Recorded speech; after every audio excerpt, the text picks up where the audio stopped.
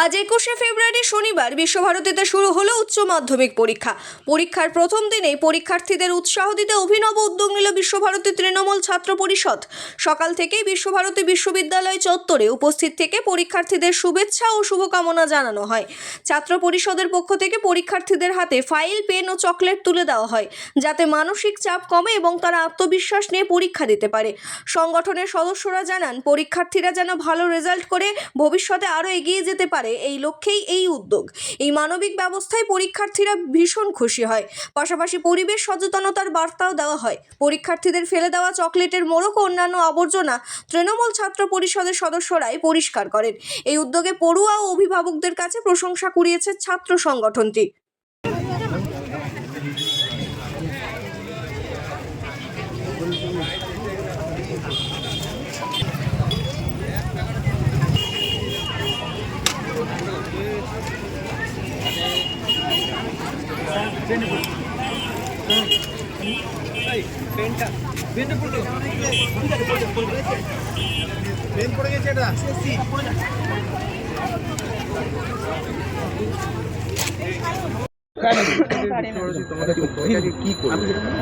দেখুন, আমাদের যে ইউনিট আছে বিশ্বভারতী তৃণমূল ছাত্র পরিষদের পক্ষ থেকে আজকে যারা 12-এ গণ্ডি পেরোবে, মানে সেই পরীক্ষায় যারা আজকে বসেছে তাদেরকে আমরা ওয়েল উইশ জানালাম এবং তাদের যে কলেজ গণ্ডি তারা প্রবেশ করবে তার আগে আমরা তাদেরকে শুভেচ্ছা জানিয়ে তাদের পরীক্ষা যেন খুব ভালো হয় এবং তারা যেন ভালোভাবে এই পরীক্ষা উত্তীর্ণ হয় এবং তারা যেন ভালোভাবে কলেজ লাইফে সাকসেস হয়, এই জানিয়ে আমরা আজকে উইশ করলাম আমাদের পক্ষ থেকে।